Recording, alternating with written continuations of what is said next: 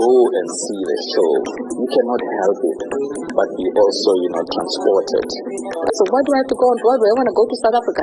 They say, girl, don't be a fool. You're going on Broadway. You know what Broadway is? The difference between being on the road and then being stuck on Broadway. I would say stuck.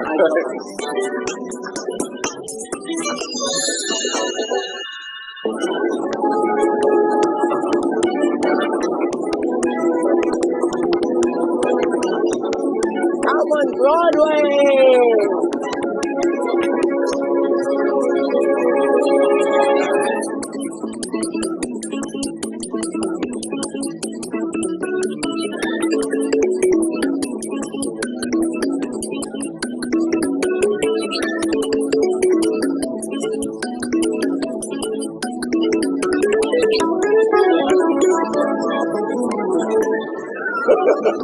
Hey Ron, how are you, John? Oh, I'm good. I'm good. It's so nice to be here. Yeah, this happens to be one of my favorite show that you're having.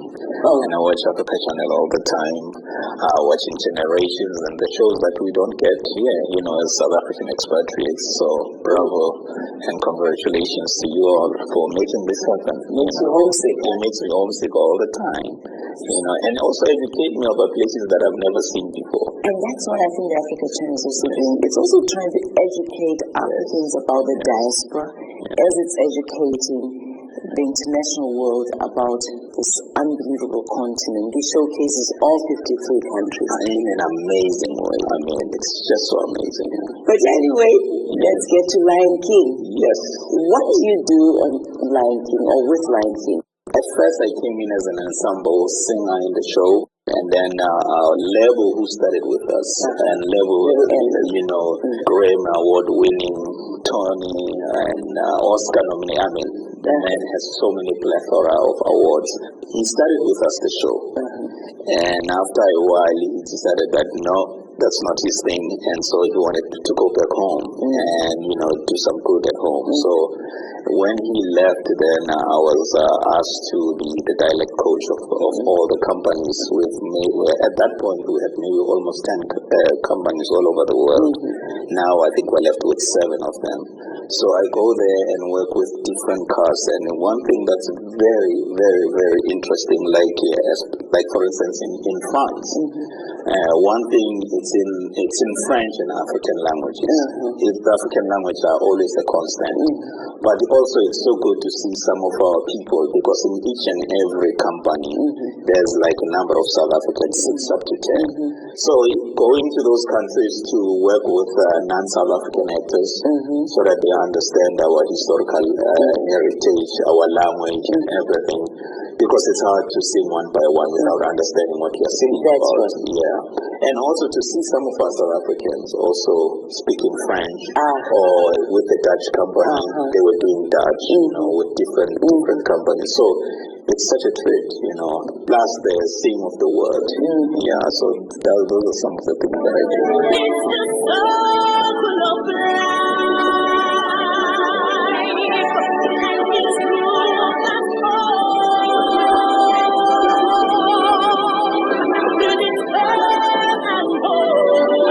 Definitely are a lot of elements of different cultures in the show, yes, let alone different animals. But why the slant towards Southern Africa? I mean, the most enduring popularity of the whole show is the music. And I think Elton John, Tim Rice, Mark Mancina, Hans Zimmer, and Lebo, they were able to take, to derive, from their background, from their cultural backgrounds, to come together and just fuse something in some sort of like a melting pot and produce this musical tapestry. And it has made, because you watch people listening to the chant, they don't know what we're saying, but it translates in a way to them. They can feel the vibration. They can also be able to relate to some of the visuals that they see. But much more, of course, our music has a way, even from our great musicians like Miriam Makeba, Yuma Sikela, the list is solo. The list is solo. our music has that effect with people. You know, as Nelson said, that Mr. Nelson Mandela said, that our music uplifts you. Ron, how do you see Lion King changing perceptions about Africa? I mean, you just talked about the Africa Channel and its significance, but how do you see Lion King really doing that through the channel, if nothing else? I think when we started the workshop, I had no idea, you know, what we were involved in. But when we went to Minneapolis and when we saw the scenic design of everything, I realized, because Disney was so capable to deploy this cutting-edge technology to tell this, you know, tale of Simba. So in a way, when you go and see the show, you cannot help it but be also, you know, transported into this majestic land, you know, in terms of our breathtaking scenery, splendid scenery, our crystal streams, even if they are using just like a silk to represent maybe a waterfall, they're using different things, but they are able to take you there, and I think that's the genius that Julie was able to capture. Hence, you know, she became the first woman to win a Tony, you know. Stevie, what a pleasure to see you. Me too. I mean, the last time I saw you, I was walking on 46th. Yes. And I just said, how does it feel now being back here again? Let me tell you, I am so excited to be here, to be able to do this show, The Lion King, even though part of me wishes it was at home in South Africa, because what we're talking about in the show is what happens. I mean, it's something that happens to everybody, but because it comes from the motherland, I wish I could have an opportunity to do it at home and let my family and my friends be able to see me, because they can't fly to come here and see me. But for me, what a welcome last night when I went to see the show. As I was coming up the elevator, and I saw the ladies all lined up in their beautiful white outfits, and I just said, "Say Felicia!" You were excited, but now I was not sure if I had to go up and hug them, or whether they were already taping or something, and I'm going to mess up. But it was such a wonderful feeling to walk in. It is. I mean, with me, if you haven't seen the first part of the song, the opening, then you're late.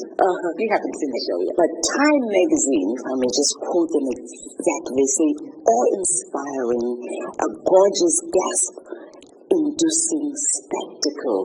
And that's what it was. He lives in you, Hela, Himamela. He lives in me, Himamela. He watches over everything we see, Himamela, into the water.